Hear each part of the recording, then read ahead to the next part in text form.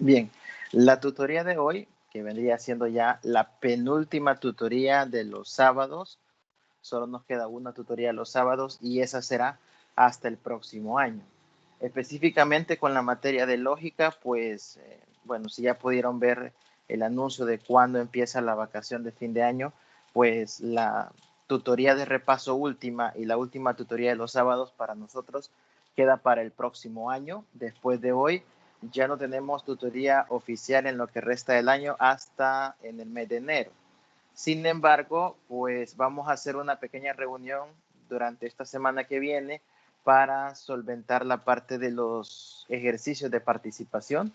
Ahí nos ponemos de acuerdo, vamos a hablar un poco de eso al final de la tutoría de ahora para definir algún día que tengamos libre para poder hacer solamente las participaciones de los ejercicios y que ya quede registrado eso. Así que eso sería lo que nos hace falta para culminar con la actividad de este año.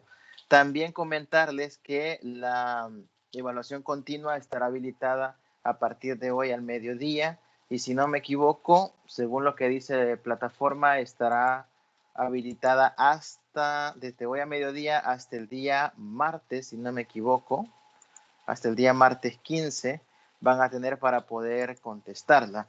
Van a tener 2 intentos y de los 2 intentos, la nota que se les va a tomar es la nota del segundo intento. Si usted solo lo hace una vez, pues bueno, esa nota le quedaría. Pero si lo hace 2, no le va a quedar la mayor nota, sino que le va a quedar la nota del último intento. Ya sea que salga mejor o no, le va a quedar la nota del último intento, así que téngala en cuenta para cuando decida resolver su evaluación continua.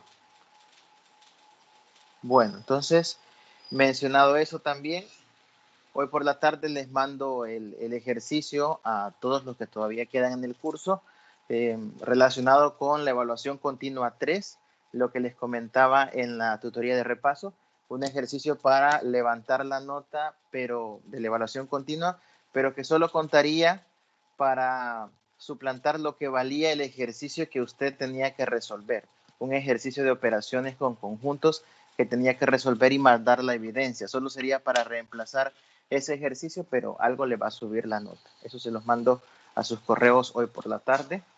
Y quiero ver qué más, qué más. Creo que por el momento solo esas indicaciones. Bien, no sé si alguien tiene alguna pregunta sobre algo antes de comenzar o comenzamos con los contenidos que toca ver hoy.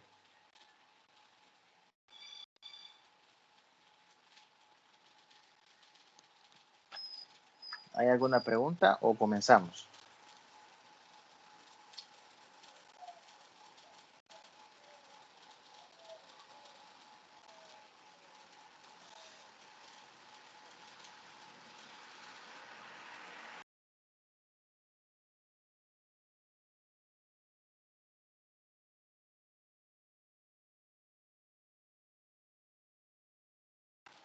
Muy bien, entonces como no hay preguntas, pues comencemos.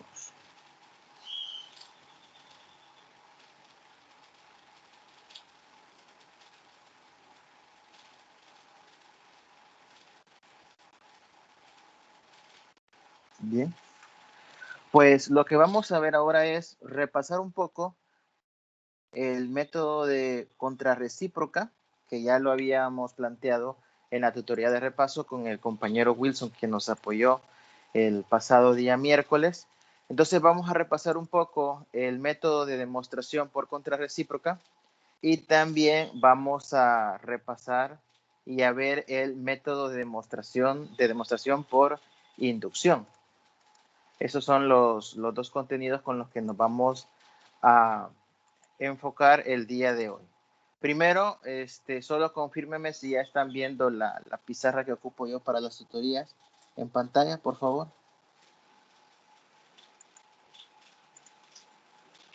Sí, ya aparece. Gracias. Bien. Bueno, haciendo un poco un recordatorio, ¿no? De lo que no se ve nada, dice Yuri. Vamos a ver.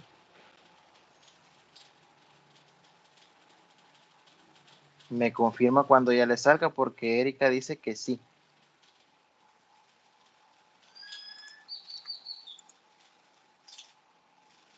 Yuri no ve nada todavía.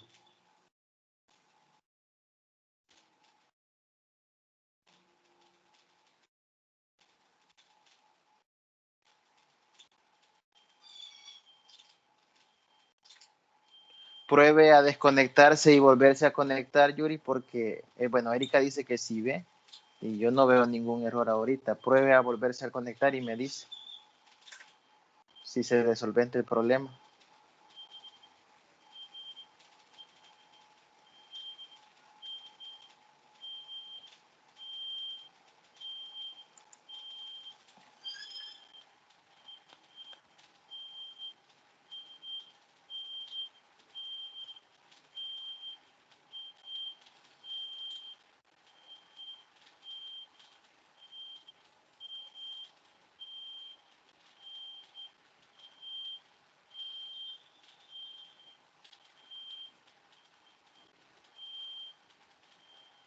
Ah, ok, gracias Yuri, gracias.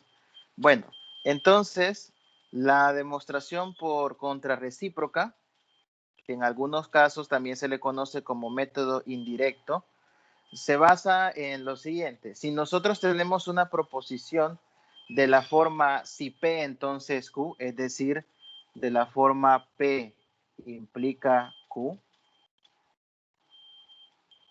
la contrarrecíproca es cambiar de posición las proposiciones, cambiar el antecedente y consecuente de posición y además negarlas. Es decir,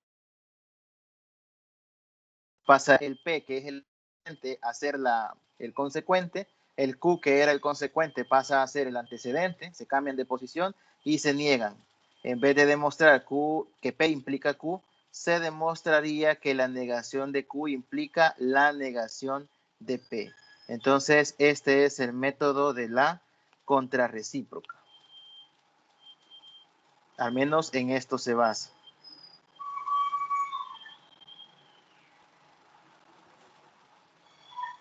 Se basa entonces en este planteamiento. Ahora bien, como les decía, a este método también en muchas ocasiones se le conoce como método indirecto, simplemente es cuestión de qué nombre le guste más, indirecto o contrarrecíproca.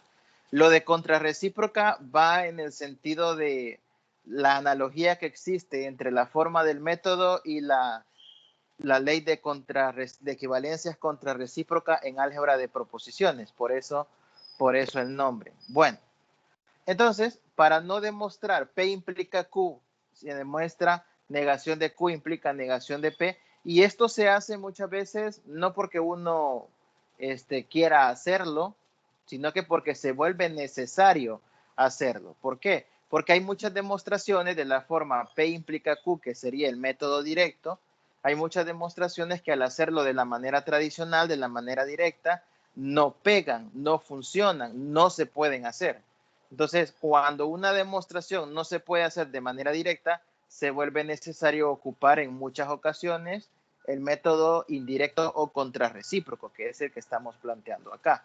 No siempre es que el método contrarrecíproco siempre va a funcionar, a veces tampoco ese funciona y entonces hay que buscarle alguna otra manera de abordarlos. Tampoco quiere decir que si un ejercicio se hace por método directo, ya no se pueda resolver por el método de la contrarrecíproca. De hecho, en el material de lectura 1 de la unidad 4, donde se abarca también el tema de demostración por contrarrecíproca, allí hay un primer ejemplo que se demuestra de las dos formas. Se demuestra en forma directa y se demuestra por contrarrecíproca, para que uno vea también que hay proposiciones que se pueden demostrar de las dos maneras, pero también hay proposiciones que no admiten todos los métodos de demostración, sino que solo uno en particular.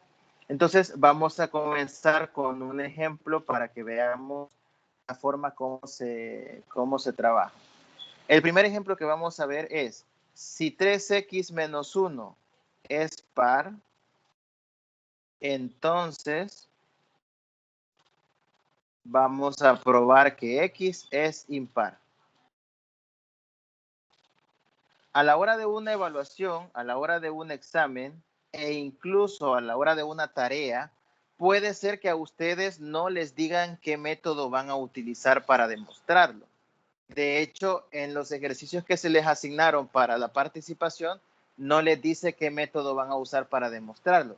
Eso, cuando uno está empezando a ver los temas, dificulta las cosas porque no tiene uno mucha experiencia ni mucha referencia en cómo saber qué método utilizar. Pero la práctica es la que les va dando a ustedes de una forma empírica las pautas para que identifiquen qué métodos van a utilizar. Aquí no hay tanto ese problema porque estamos viendo un tema y haciendo ejemplos, entonces es obvio que el tema en cuestión se lo vamos a aplicar al ejemplo que nosotros estamos trabajando. Entonces no se pueden perder tanto en ver qué es lo que quieren demostrar y por qué método lo van a hacer. Entonces sabemos que este lo vamos a trabajar por el método de la contrarrecíproca. En el libro, en el material de lectura 1, como les digo, ahí van a encontrar este mismo ejemplo también resuelto de forma directa. Solo que el más fácil y que lleva pasos más lógicos para resolverlo es este. Es el método de la contrarrecíproca. Bien. Pues, ¿qué es lo que vamos a hacer cuando lo planteamos por contrarrecíproca? Al plantearlo por el método de la contrarrecíproca, entonces nosotros tenemos que plantear lo siguiente. Primero, como lo mencionaba el compañero Wilson en la tutoría de repaso, es necesario identificar el P y el Q. ¿Quién es nuestra proposición P y quién es nuestra proposición Q? Por la forma del enunciado es fácil ver que en este caso 3x menos 1 par es la proposición P y que X sea impar es la proposición Q. Con esto ya nosotros tenemos la proposición de la forma P implica Q. Ahora bien, ¿cuál es la contrarrecíproca?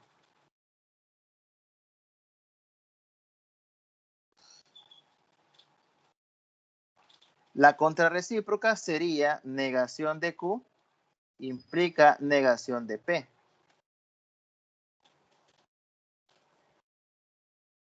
Negación de Q implica negación de P. Y esto, ya traducido al lenguaje cotidiano, sería probar que si X es, bueno, ¿cuál es la negación de que X sea impar?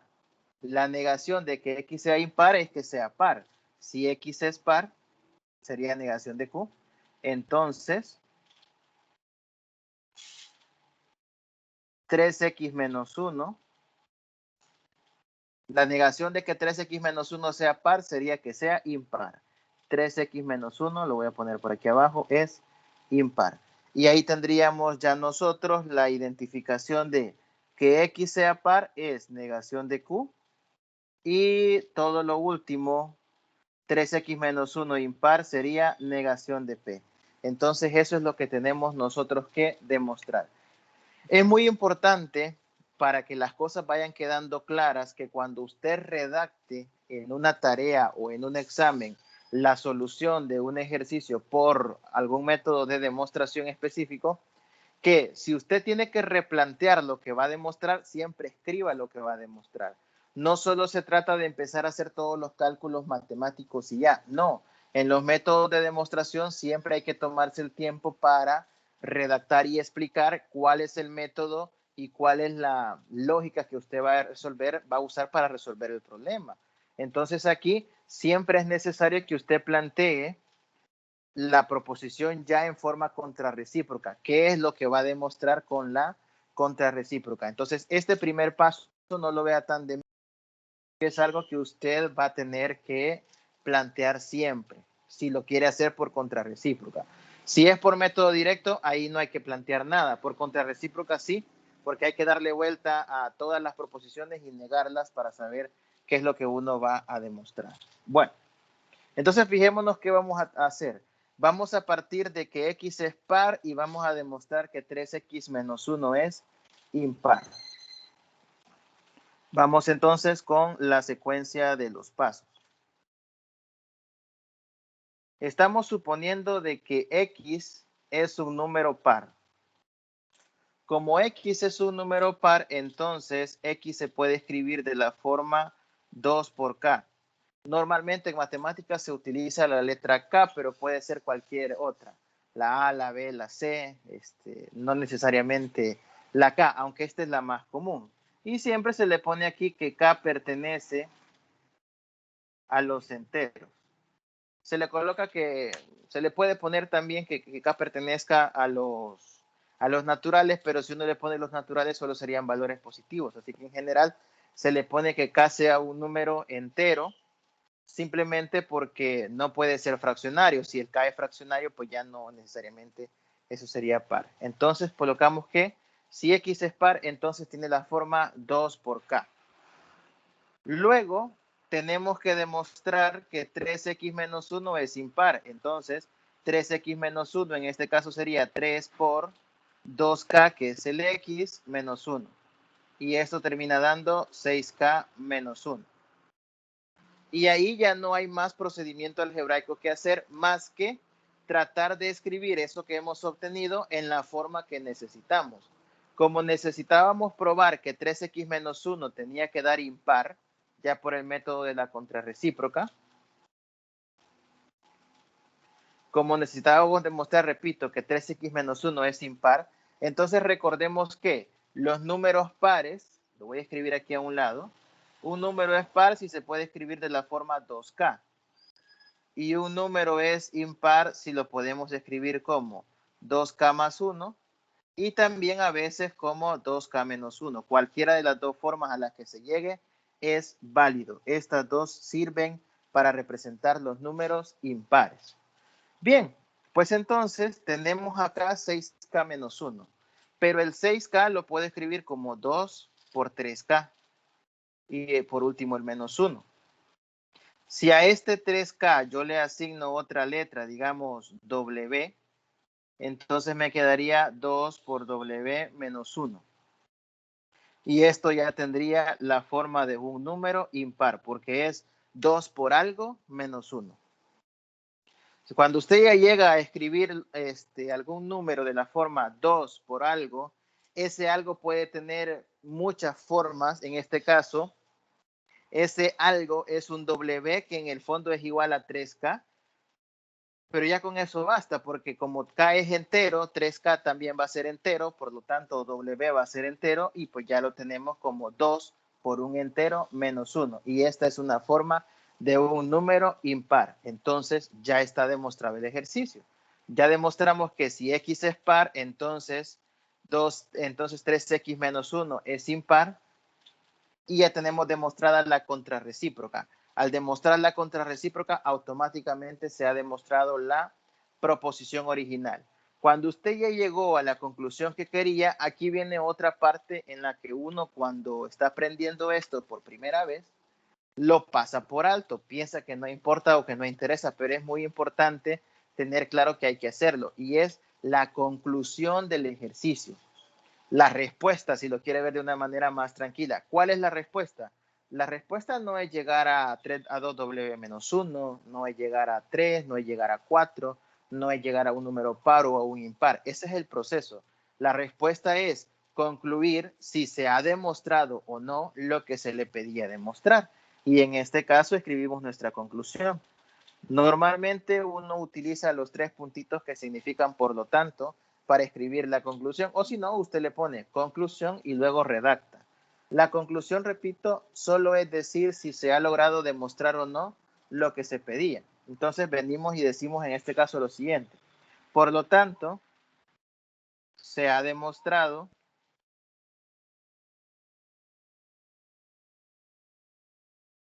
que si X es par, entonces 3X menos 1 es impar. Esto significa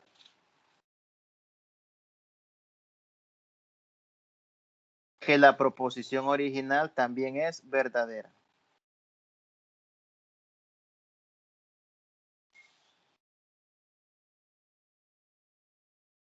Eso significa que la proposición original también se cumple, le podemos poner.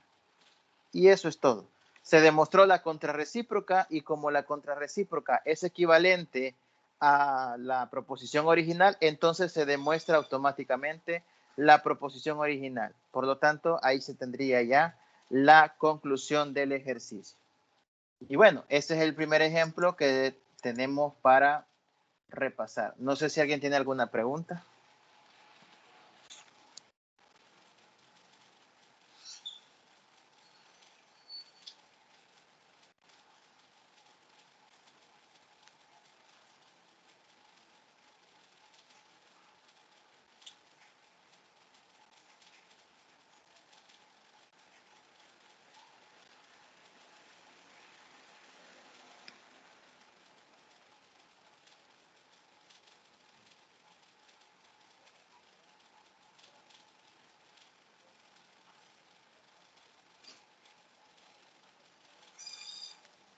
¿Preguntas, chicos?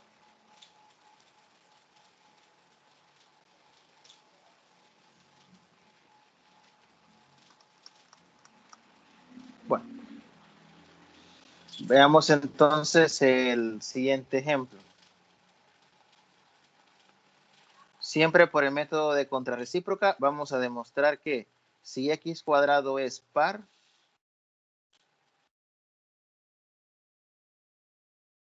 entonces x es un número par.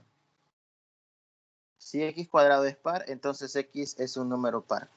Una pista para saber qué método les resulta más fácil entre el método directo y el de contrarrecíproca o indirecto es cuando a usted le pidan demostraciones que tengan que ver con si algo es par o impar, si le piden suponer primero que el número o la variable x es par o es impar para demostrar que una expresión más grande es par o impar, entonces es método directo. Pero si le piden primero suponer que una expresión grande es par o impar y luego demostrar que una sola variable es par o impar, entonces lo más lógico ahí es usar método de contrarrecíproca. Si nosotros revisamos los dos enunciados de los ejercicios, el anterior y este segundo, vemos que lo que nos piden demostrar en el planteamiento original es partir de una expresión entre comillas grande, porque no es una expresión tan enorme, de una expresión grande como 3x menos 1 y en este caso como x cuadrado, partir de que esas son pares y llegar a demostrar que una sola variable es par o impar. Entonces, cuando son así, lo más lógico, repito, es usar la contrarrecíproca. Siempre traten de partir de que lo más pequeño, la variable en este caso, es par o impar para demostrar lo más grande. Esas son las demostraciones más sencillas de hacer. Por lo tanto, aquí nuevamente usamos la contrarrecíproca.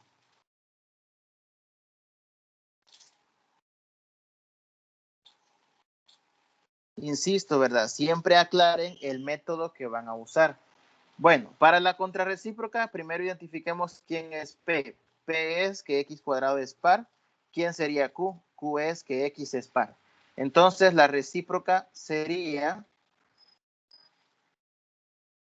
en vez de tener P implica Q, pasar a tener negación de Q implica negación de P.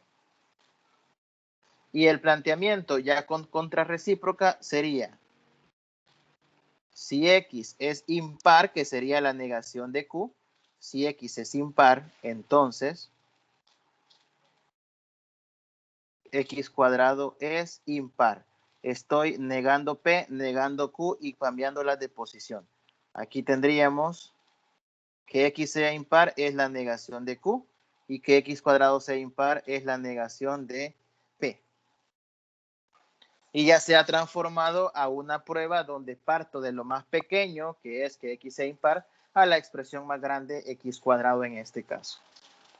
Bueno, el procedimiento. Partimos de suponer que x es impar. Entonces, tomamos x de la forma 2k más 1, por ejemplo. Aquí pueden usar ustedes 2k más 1, con k que pertenece a los enteros. Pueden usar 2k más 1 o pueden usar 2k menos 1, al que usted quiera. Más 1 o menos 1 siempre les va a devolver un número impar. Así que pueden usar cualquiera. Luego hay que calcular x cuadrado. Entonces x cuadrado sería 2k más 1 al cuadrado y esto es por binomio sería 4k cuadrado más 4k más 1, desarrollando propiedades de binomio, ¿no? Binomio al cuadrado. Ahora que ya no hay nada que calcular, solo es necesario agrupar. Es necesario agrupar para llevarlo a la forma de un número impar. Y aquí, en los primeros dos términos, podemos sacar factor común k y factor común 4.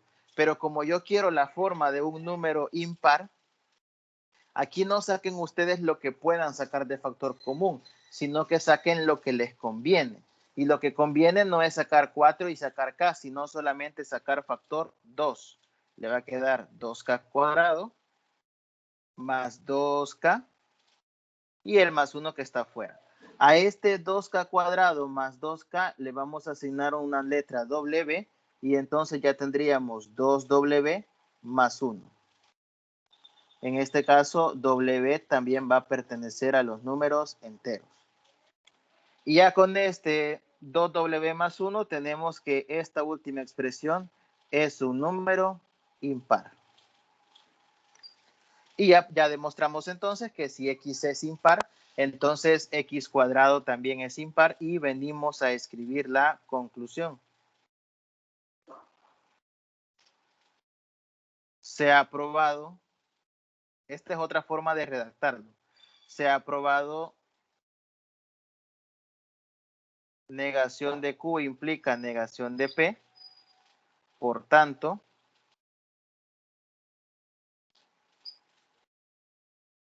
P implica Q también es válida o también es correcta, digámoslo así.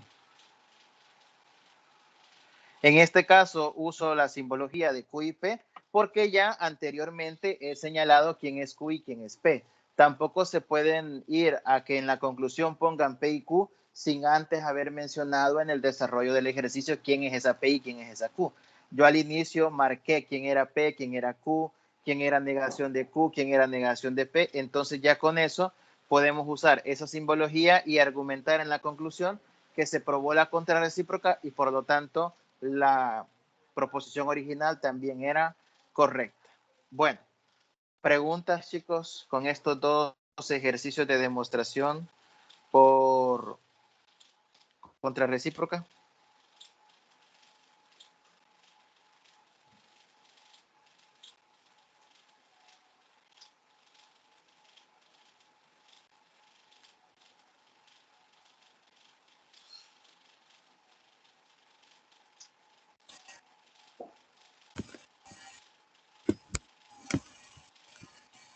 Hola, buenos días. Buenos días. Y en el caso que no diga que es ni par o impar, ¿qué método es el más adecuado para utilizar? Depende qué quiera probar. Porque, por ejemplo, Solo dice que son enteros. ¿y qué es lo que quiere probar? O sea, el enunciado completo para dar una mejor respuesta. Bueno, en verdad es el ejercicio que usted me dio. Sí, diga, no hay problema. Dice, si n es un número entero, entonces 4 no divide a n al cuadrado más 2. Vaya, en ese caso hay que tomar en cuenta que no se trata de un ejercicio de que sea par o impar, ¿verdad? No le está hablando de si es par o impar, pero sí podría ser lo siguiente. En algunos ejercicios, cuando no le dicen que es par o impar, se supone que es una proposición que se debe de cumplir para cualquier número, no importando si es par o impar. Entonces, algunas veces lo que funciona es analizarlo por casos. Primero suponer el caso donde sea par, es decir, suponer que n es de la forma 2k, por ejemplo, y luego suponer el caso donde n sea impar, que n sea de la forma 2k más 1, suponer ambos. Okay, Suponer los dos casos, sustituir la n en lo que quiere probar y luego ya establecer ahí las conclusiones. Me dice que hay que probar que no lo divide, ¿verdad? Ajá, que no lo divide. Que 4 no divide a eso. Ajá, que 4 no divide a n al cuadrado más 2. Vale, entonces, ahí si lo va a hacer por par impar, por ejemplo, puede suponer que n es par, sustituye el n cuadrado, lo desarrolla, y para que se cumpliera, digamos, para que se cumpliera que sí lo divide, tendría que ver que toda la expresión que tiene en el numerador, por ejemplo, porque eso en el fondo es una fracción, todo el numerador tendría que ser divisible por 4. Entonces, como le pide demostrar que no lo divide, posiblemente alguno de los términos que le queden no va a ser divisible por 4. Y lo mismo en el otro caso cuando n sea impar. Bueno, ok, Así está que bien. ahí tendría que asumir los dos casos. Bueno, gracias. Bueno, bien. Pasemos entonces al siguiente método que vamos a repasar hoy. Este es el método de inducción.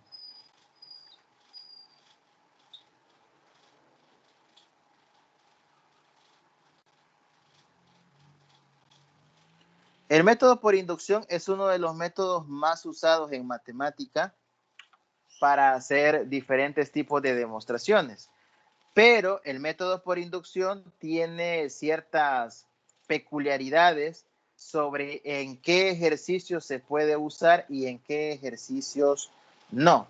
Es bastante fácil, la verdad, identificar cuándo uno puede usar el método de demostración por inducción. Si ustedes revisan los materiales de lectura 1 y 2 del aula, entonces encontrarán ahí en el material de lectura 1, al final, allá por la página 20, van a encontrar este tema de demostraciones por inducción. La demostración por inducción se utiliza cuando uno quiere probar que una colección de proposiciones es verdadera.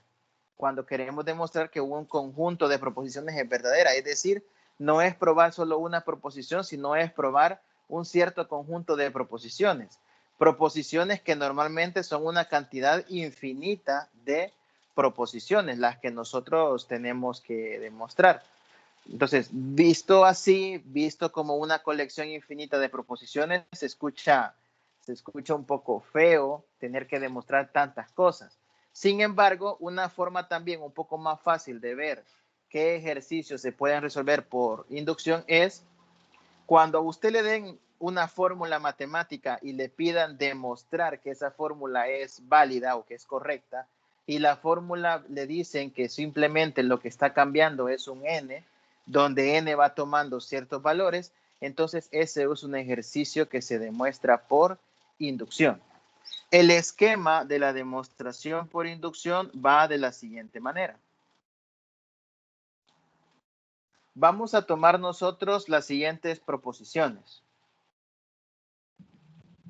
Como les decía, se trata de probar que una colección de proposiciones son verdaderas. En este caso, vamos a colocarle P de 1, P de 2, P de 3 y así sucesivamente hasta un P sub n y esto continúa infinitamente.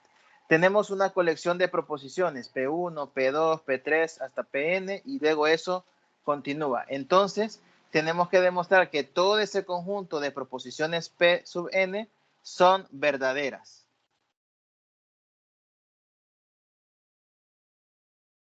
Entonces tendríamos que demostrar, si nos vamos una por una, son un montón de demostraciones. Pero en todas esas proposiciones, lo único que cambia va a ser algún numerito. O sea, van a ser demostraciones donde las proposiciones para cada uno de los casos son casi iguales, salvo alguna pequeña variable por ahí, que es la única que va a estar cambiando. ¿Y cómo se hace entonces la demostración de una proposición por inducción? Bueno, primero se demuestra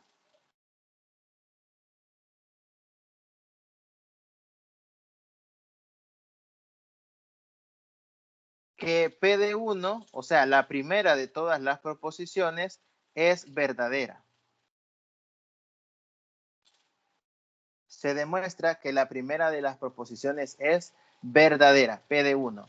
A esto en muchos documentos, en muchos libros, se le suele llamar caso base. Demostrar que la primera de todas las proposiciones es verdadera. Normalmente la primera de las proposiciones es la proposición que nos dan para el primer valor de la variable que está cambiando, para el primer valor que puede tomar la variable que está cambiando. Segundo, dado un k mayor que 1, se demuestra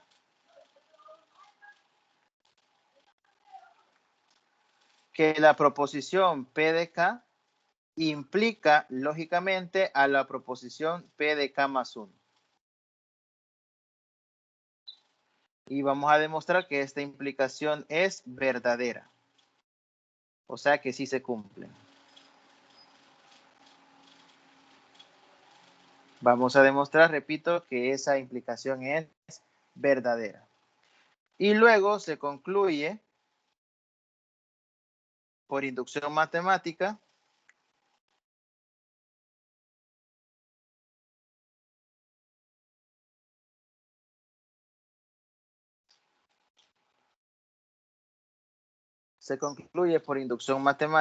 que cada una de las proposiciones P de N es verdadera. Vaya, visto así como lo he planteado yo, es como está en los materiales, el esquema de demostración, pero ahí se puede que no se entienda mucho qué es lo que nosotros tenemos que hacer. Entonces, lo voy a plantear yo no de la manera como está normalmente en los libros, sino en base a cómo aparece también en otros documentos. La demostración por inducción, en términos muy sencillos, se basa en 3 pasos. Y esos 3 pasos son los siguientes. Primero, como les decía, el llamado caso base. El caso base es probar la proposición que nos dan, probar o verificar P de 1, es decir, la primera proposición que nosotros vamos a tener de toda la colección de proposiciones. Normalmente es verificar que se cumple la proposición que nos dan para el primer valor que puede tomar una variable o para el valor más pequeño que puede tomar una cierta variable. Ese es el caso base. Después viene lo que normalmente se conoce como hipótesis inductiva. La hipótesis inductiva normalmente aparece como HI, así nada más las iniciales de hipótesis inductiva. Y la hipótesis inductiva únicamente es suponer que se cumple la proposición P sub K. Es decir, suponer que se cumple la proposición que nos dan para un valor particular K. No es que le vamos a dar valores a la K, solo suponer que se cumple para P sub K. Y por último,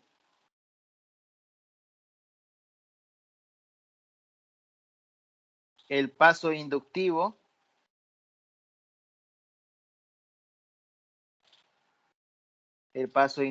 que es probar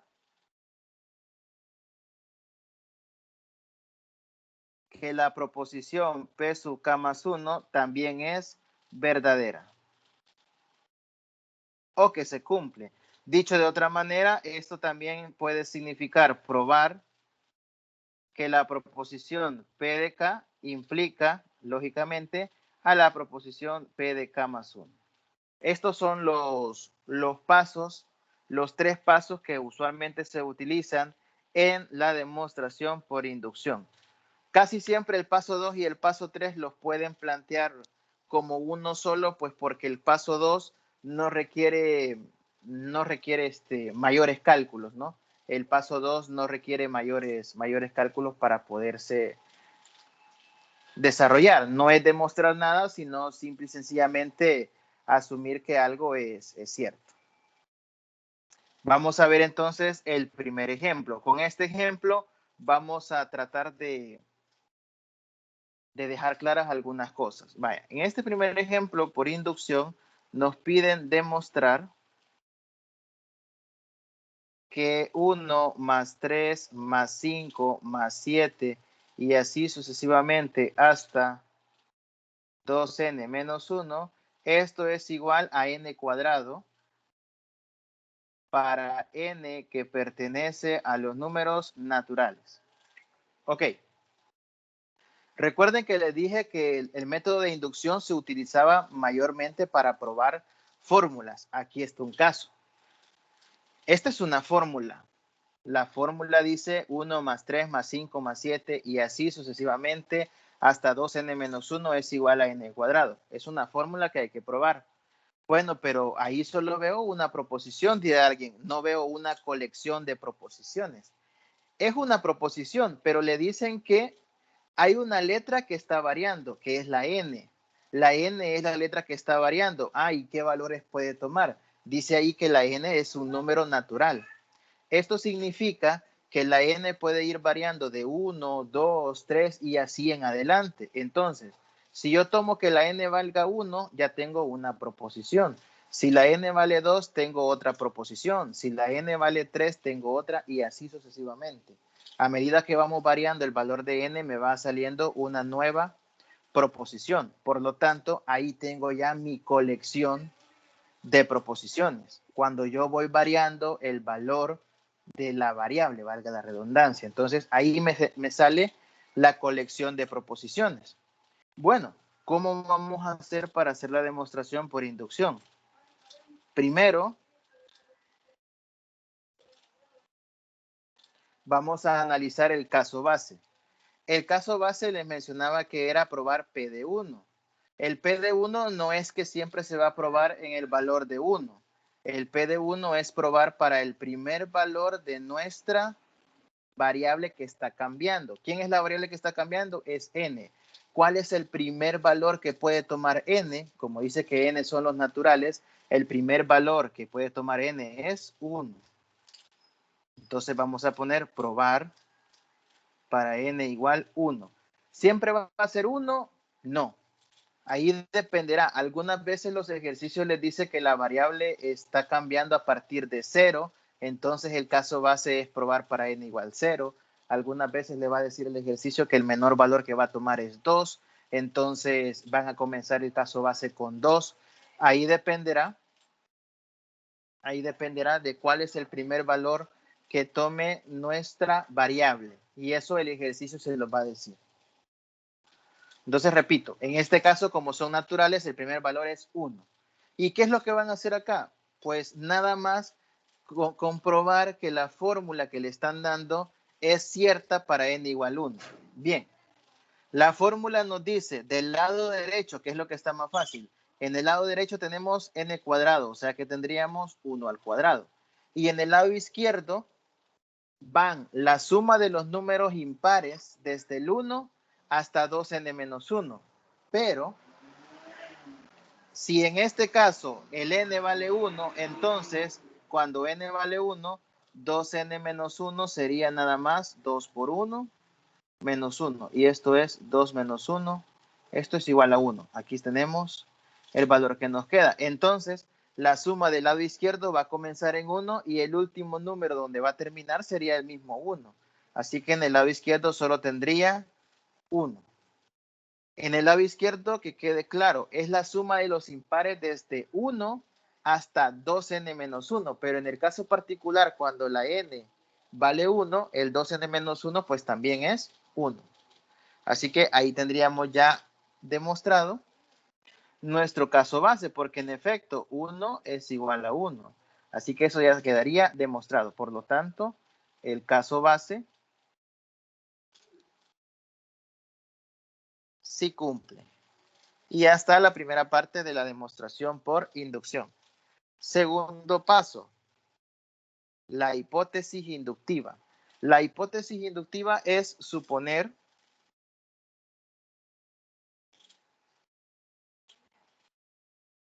que se cumple la proposición para un valor K, traducido en algo que nosotros entendamos, más sencillo. La hipótesis inductiva es agarrar su fórmula y cambiar la n de la fórmula por una K.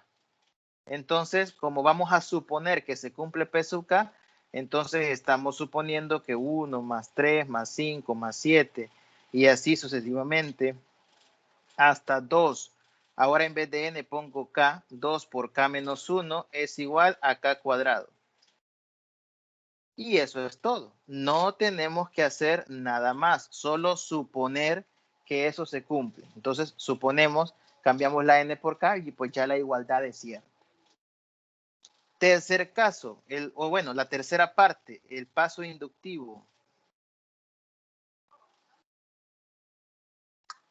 La tercera parte del paso inductivo es probar que P de K implica P de K más 1. P de K implica P de K más 1. O si lo queremos ver de otra manera, tenemos que demostrar que la proposición o la fórmula es válida cuando n toma el valor de K más 1. Esto tenemos que demostrar, que 1 más 3 más 5 más 7 y así sucesivamente hasta 2 por K más 1 menos 1 es igual a K más 1 al cuadrado.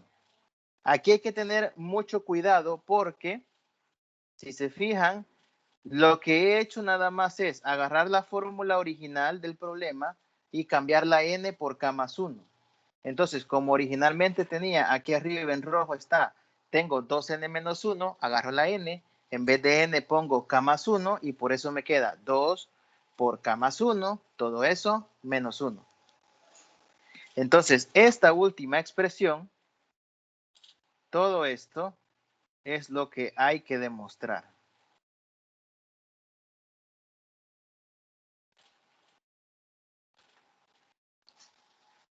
Eso es lo que nosotros tendríamos que demostrar. No sé si hay alguna pregunta hasta el momento.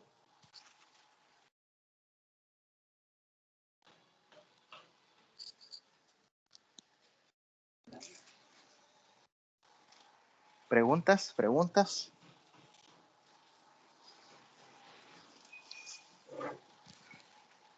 Los dos primeros pasos son fáciles. El caso base, solo tengan cuidado de ver bien qué valor es el que tienen que probar. Y luego la hipótesis inductiva solo es cambiar la n por k y asumir que eso es válido. El paso clave o el más complicadito es el tercero, el paso inductivo.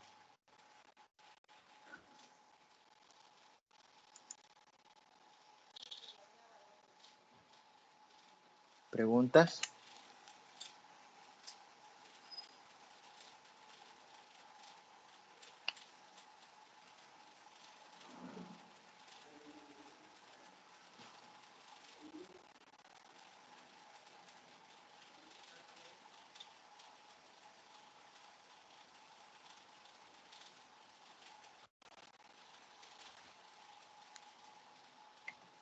Ok, bueno, veamos entonces cómo vamos a resolver el tercer paso.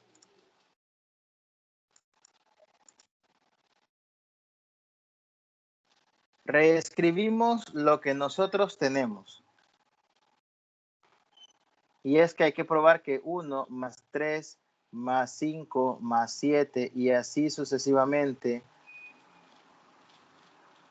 hasta 2 por K más 1 menos 1. Hay que ver que esto es igual a K más 1 al cuadrado. A esto es a lo que llamaríamos P de K más 1. Eso de P de K más 1 no es necesario ponerlo, pero bueno, lo voy a quitar mejor para no confundir. Bien, ¿qué vamos a hacer ahora? Vamos a tratar de demostrar que esta igualdad es cierta. Para ello hay tres maneras de hacerlo. Una, partir del lado izquierdo y llegar al lado derecho. O partir del lado derecho, llegar al lado izquierdo. Y en algunos casos, trabajar los dos lados de la igualdad y llegar en un momento dado a que nos queda lo mismo. Vamos a hacer nosotros lo que puede resultar más normal. Agarrar la expresión más grande, en este caso el lado izquierdo, y llegar de ahí al lado derecho. Entonces tenemos lo siguiente. ¿Qué es lo que podemos hacer con la expresión del lado izquierdo? 1 más 3 más 5 más 7, puntos suspensivos, y voy a desarrollar el último paréntesis. 2k más 1 menos 1 me quedaría 2k más 2 menos 1. Esto es igual a 1 más 3 más 5 más 7. Voy a quitar los paréntesis y me queda 2K más 1 ya operando. 2K más 1. Ahora bien, ¿qué es lo que nosotros podemos hacer acá? Bueno, necesitamos de alguna manera aplicar la hipótesis inductiva. La hipótesis inductiva, que es el paso 2, no solo es colocarlo y se acabó. La hipótesis inductiva es la que me permite a mí demostrar el tercer paso. Por eso es que el paso inductivo es a partir de P sub K implicar u obtener P de K más 1. Entonces, de alguna manera tenemos que ver en todo este desarrollo que aparece la hipótesis inductiva, el P de K. ¿Cómo lo podemos hacer? Bien, tenemos lo siguiente, 1 más 3 más 5 más 7 más, y bueno, antes del 2 por K más 1 menos 1, ¿qué elemento va?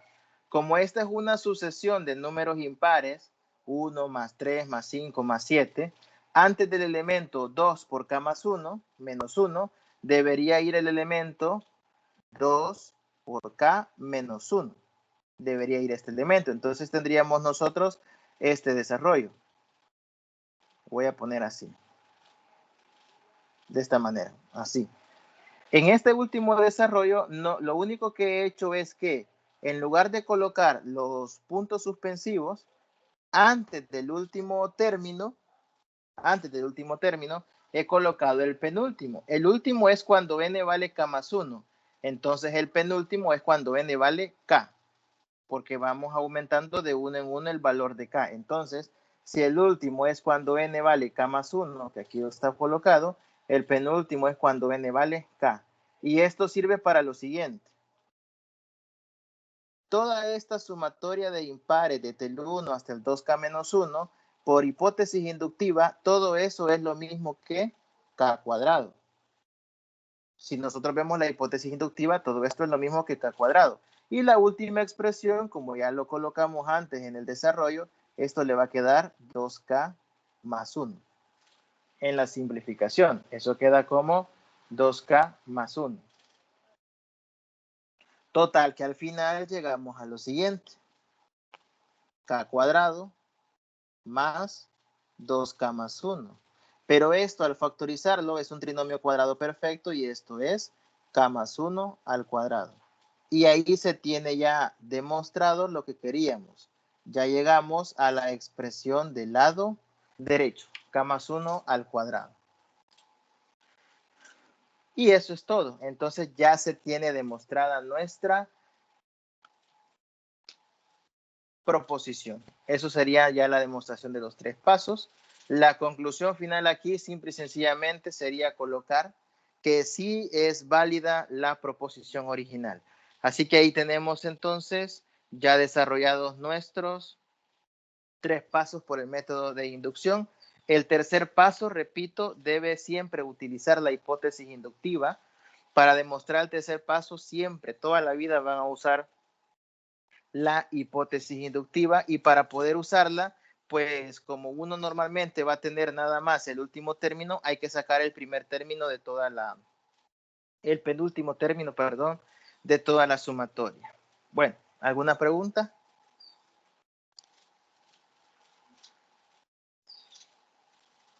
¿Preguntas?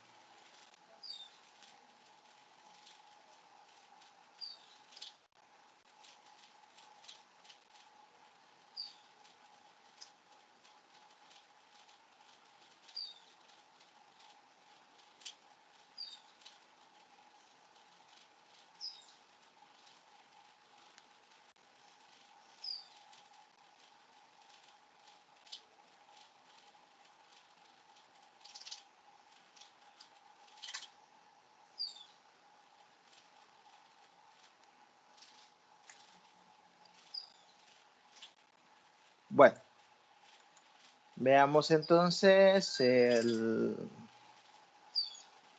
siguiente problema, siempre por inducción.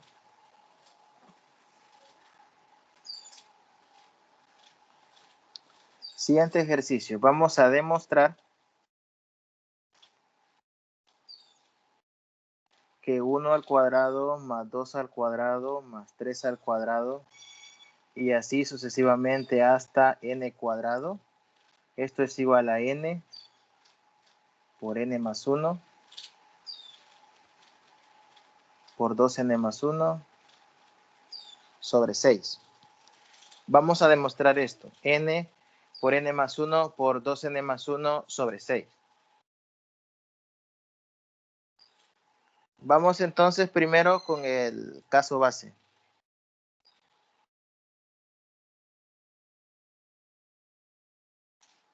En este ejercicio, si bien el planteamiento no me dicen para qué valores voy a tomar n.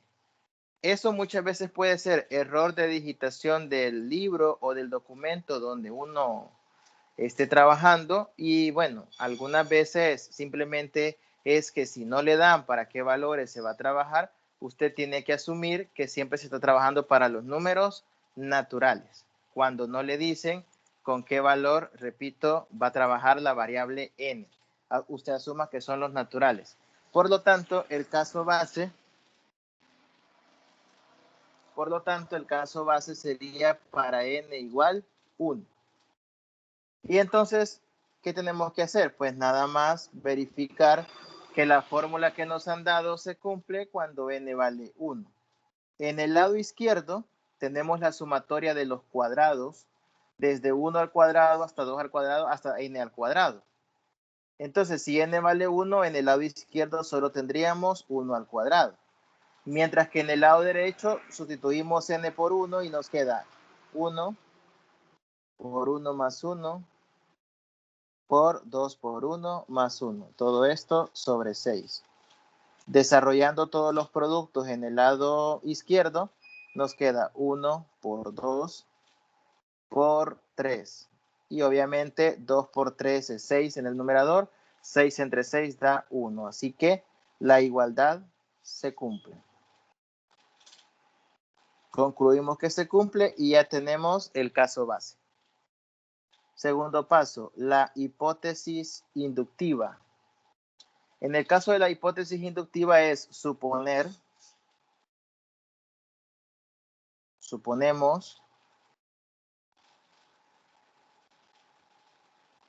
que se cumple, en este caso, para n igual k. Es decir, suponemos que se cumple p de k. Entonces tendríamos 1 al cuadrado, más 2 al cuadrado, más 3 al cuadrado, y así sucesivamente hasta k cuadrado, y que esto es igual a k por k más 1 por 2k más 1 sobre 6. Entonces, esto es lo que nosotros vamos a suponer que es cierto. Tercer paso, el paso inductivo. El paso inductivo es probar que P de K implica lógicamente a P de K más 1. Entonces, vamos a plantear P de K más 1. ¿Cuál es la proposición cuando n toma el valor de K más 1? Y esto sería 1 cuadrado más 2 al cuadrado más 3 al cuadrado y así sucesivamente hasta k más 1 al cuadrado.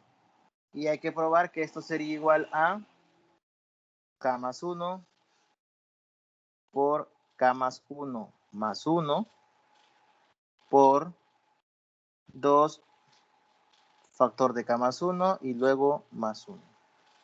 Hay que tener mucho cuidado en colocar en vez del n un k más 1. Y entonces esto último es lo que hay que demostrar. Hay que demostrar la proposición para un n igual a k más 1.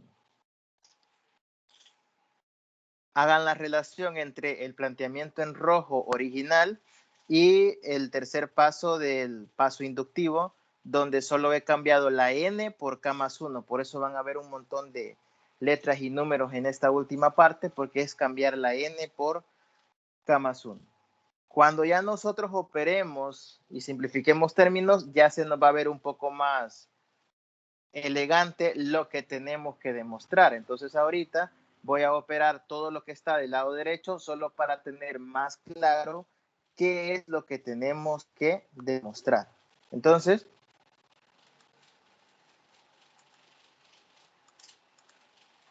la expresión que nosotros tenemos que demostrar es la siguiente.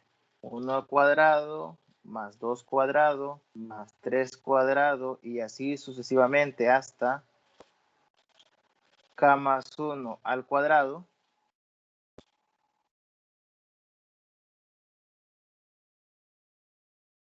Esto va a ser igual. Operando ya lo que tenemos en el lado derecho.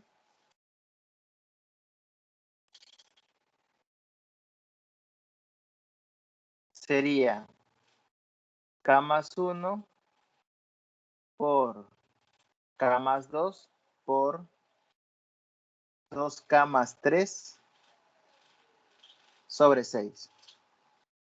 Esto último se obtiene, insisto en ello, a partir de desarrollar los productos.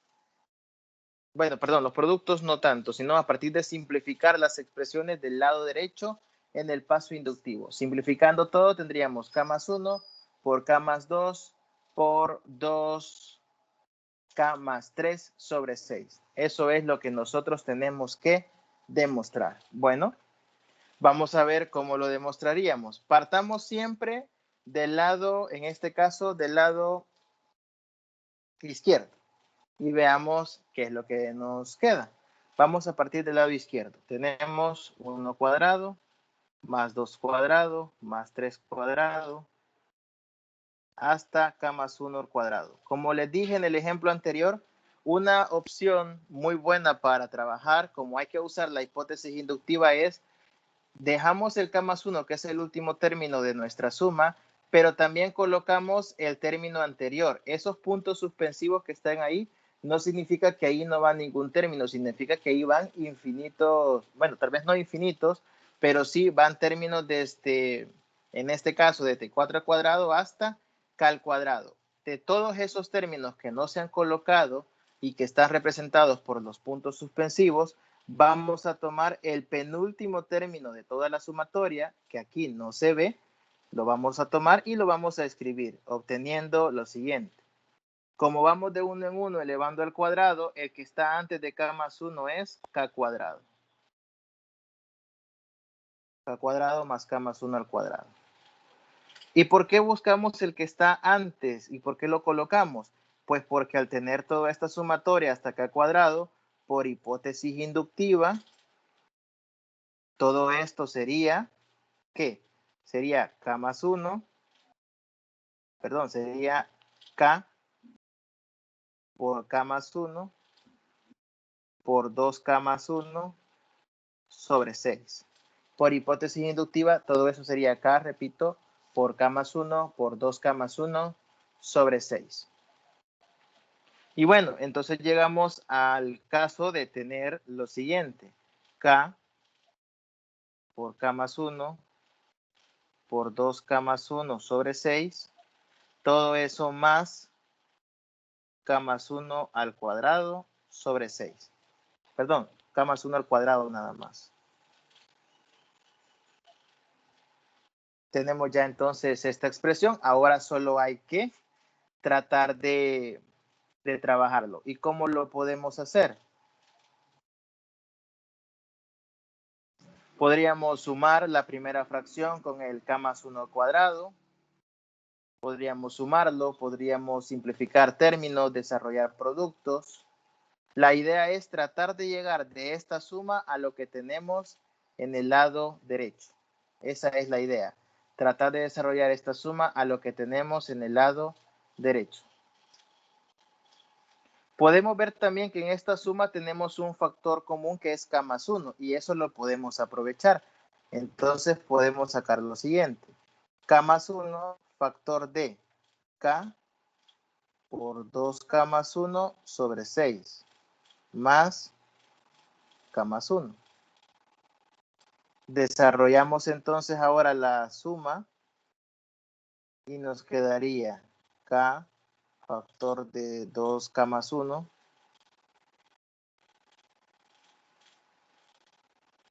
más 6 por K más 1, todo sobre 6. Y luego esto es K más 1. Desarrollo los productos arriba, me queda 2K cuadrado más K más 6K más 7 sobre 6.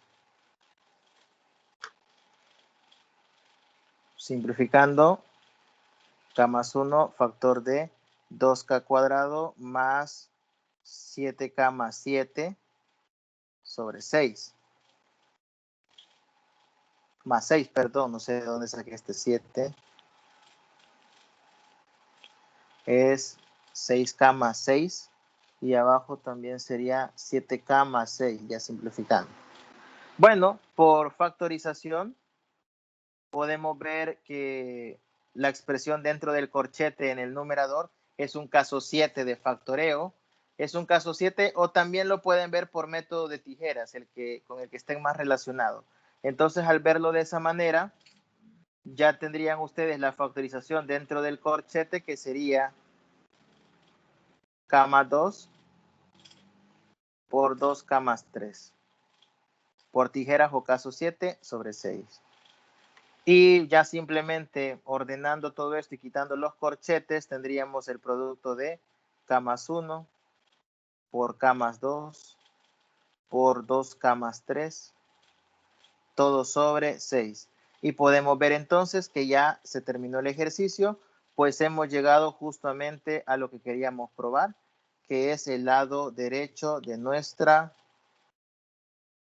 paso inductivo. Aquí está. Ahí hemos llegado ya al lado derecho y ya tendríamos culminada la prueba. Entonces, este ya estaba más complicado que el ejercicio anterior. La hipótesis inductiva, insisto que siempre es necesario utilizarla porque además nos ayuda a reducir toda la sumatoria que teníamos originalmente a una suma solo de dos términos. Y luego de aplicar la hipótesis inductiva, pues ya lo demás es trabajo algebraico para llegar de un lado al otro. Aquí es necesario tener claro y recordar métodos de factoreo porque se ocupan bastante. Sumas de fracciones algebraicas, restas de fracciones algebraicas, productos, divisiones, todo eso. Entonces, no sé si tienen alguna pregunta.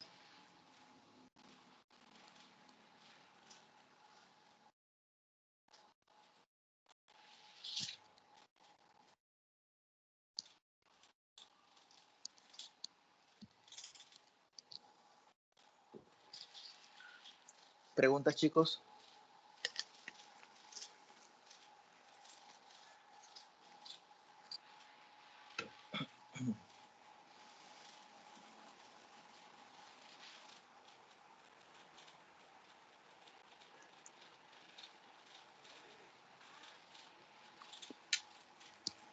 Preguntas.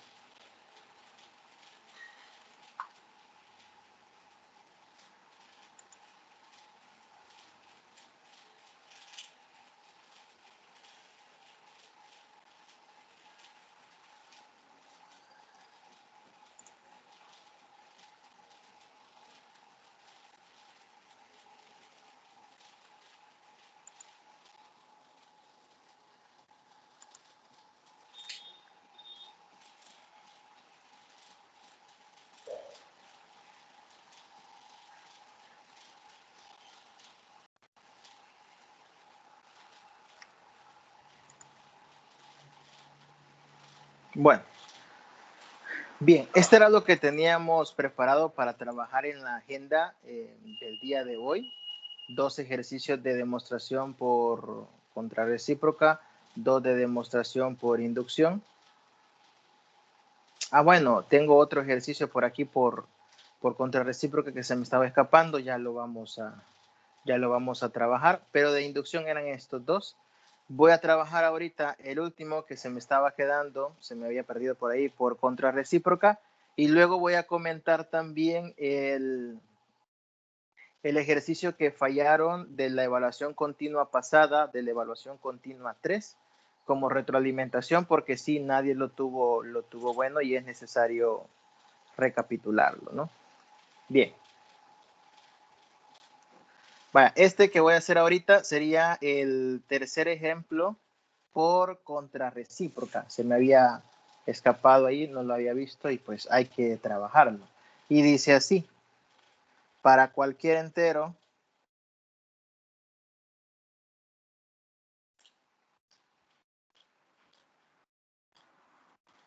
m y n, si m más n es impar, entonces o m es impar o n es impar. Ese es el que nosotros tenemos que demostrar. O m es impar o n es impar. Para cualquier pareja de enteros, m y n. Bueno, claramente podemos interpretar acá que tenemos que la proposición P es que m y n sea impar, que m más n, perdón, sea impar. Y la proposición Q, o todo el consecuente, sería esta parte de acá. O m es impar o n es impar. O sea, el Q viene a su vez siendo un O. Le voy a llamar Q a todo el consecuente. Eso es para plantearlo en la forma P implica Q. Entonces, la contrarrecíproca sería plantearlo en la forma negación de Q implica negación de P. Es decir, la negación de P, estamos claros que si P es que M más N sea impar, la negación de P pues sería que M más N fuera par.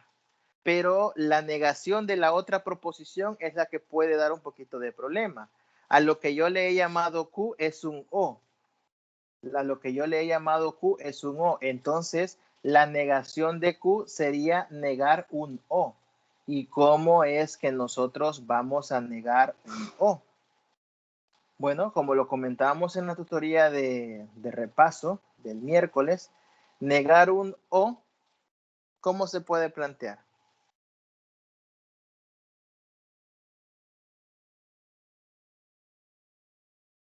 Si yo digo que o M es impar o N es impar, estoy diciendo que o una cosa o la otra. La negación de un O, recordando un poco leyes de De Morgan, si tenemos P o Q, por ejemplo, la negación de P o Q sería negación de P y negación de Q. Esa P y esa Q no tienen nada que ver con los nombramientos que yo he hecho aquí de P y Q, solo es para recordar álgebra de proposiciones. Entonces, negar un O es negar las dos proposiciones y cambiar el conectivo a un I. Entonces, ¿cuál es la negación de o M es impar o N es impar? La negación es que los dos, tanto M como N, sean pares. O sea, niego que M es impar, niego que N es impar, y en vez de trabajar con un O, ahora trabajaría con un I. Por lo tanto, el planteamiento por contrarrecíproca sería el siguiente. Si M y N son pares ambos, entonces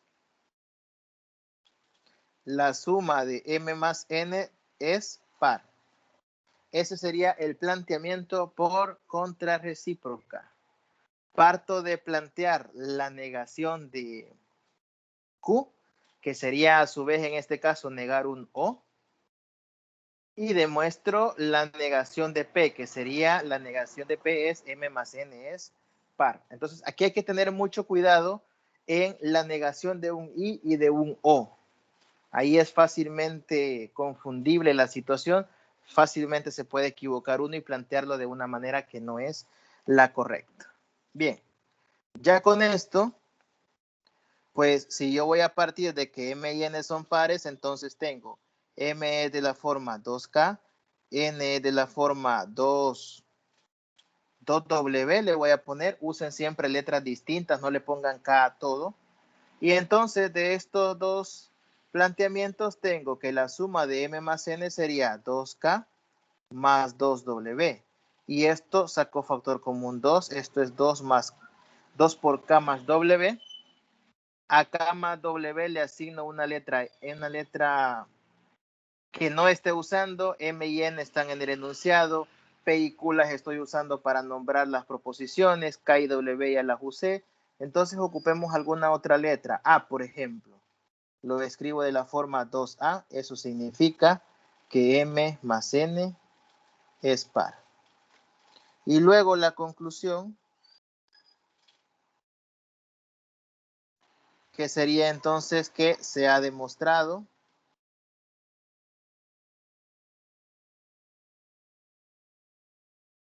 negación de Q implica negación de P. Por lo tanto, se cumple que también la proposición P implica Q es correcta. Y ahí tendríamos ya entonces el planteamiento final del ejercicio. Este tercer ejercicio por contrarrecíproca no es que tenga un proceso complicado, porque el proceso, si se fijan, es corto y sencillo. Sin embargo, lo bonito de este ejercicio y la enseñanza que quiero que ustedes capten es cómo negar un O, ya cuando uno está trabajando con demostraciones. Esa observación la hice en la tutoría de repaso del miércoles, la negación de un O y la negación de un I, porque son cosas muy importantes. No solo es cambio el I por un O y el O por un I, sino que se niegan las proposiciones y todo ese tipo de cosas. Eso es lo importante de este ejemplo. Bien. Voy a comentar entonces ahorita el ejercicio que les decía de la evaluación continua 3, que mandaron resuelto, pero que nadie tuvo bueno. Y en ese ejercicio les daban un conjunto universal, que era el conjunto de los números reales. Le daba el conjunto A, que era el intervalo de 2 a 9, cerrado en 2, abierto en 9. Les daba el conjunto B, que era el intervalo de 0 a 1, abierto en 0, cerrado en 1. Y les daba el intervalo de menos 1 a 4, cerrado en sus dos extremos. Y le pedía determinar cuál era el resultado de A menos B intersectado C con una comilla. La comilla significa complementos. Entonces era identificar cuál era el resultado de A menos B intersectado C complemento. Bueno, primero, la mayoría interpretó mal los conjuntos. Los conjuntos son conjuntos de números reales, pero son intervalos.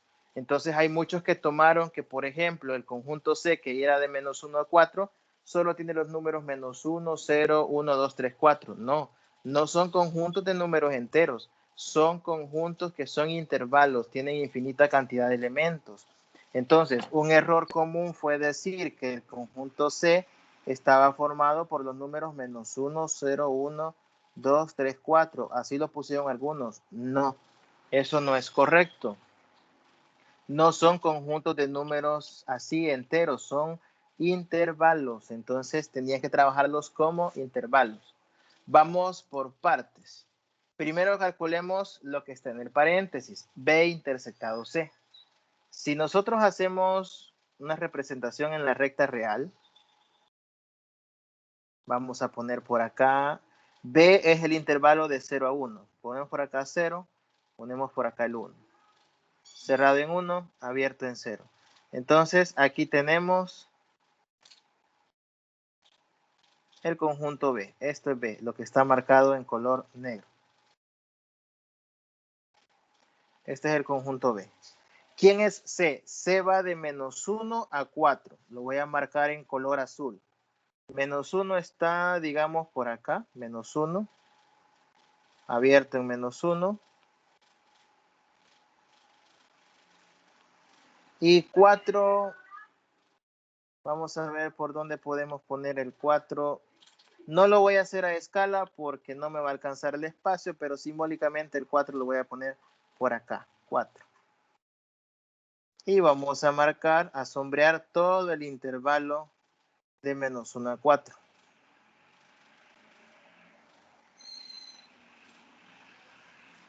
Ahí está todo el intervalo de menos 1 a 4. Bueno, la intersección de B con C es lo que esté marcado con ambos colores.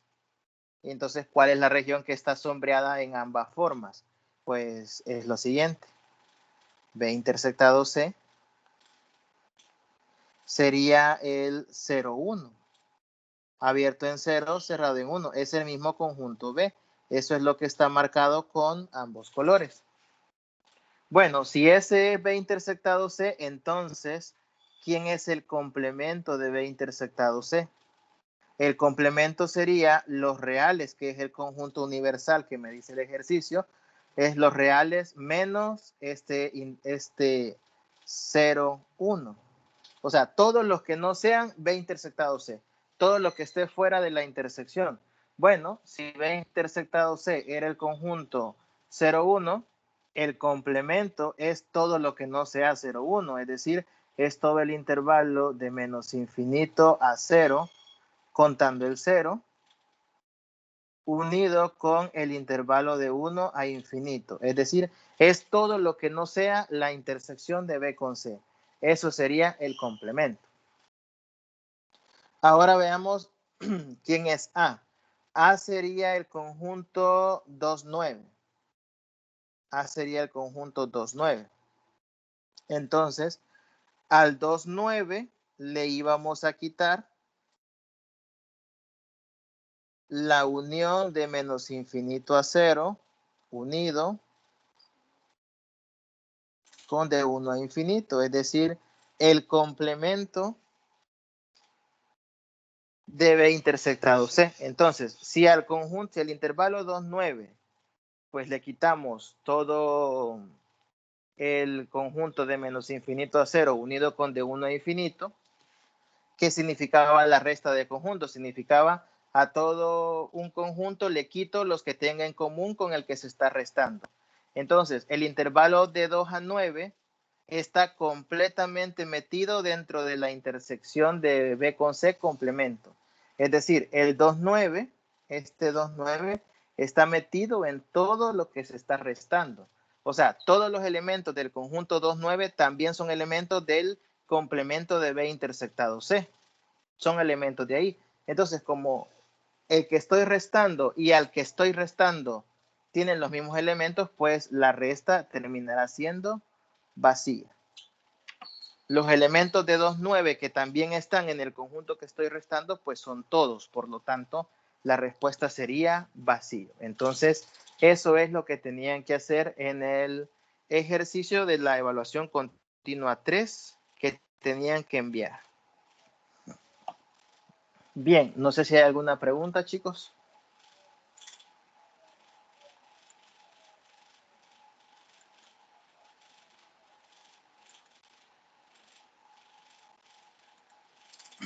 ¿Preguntas?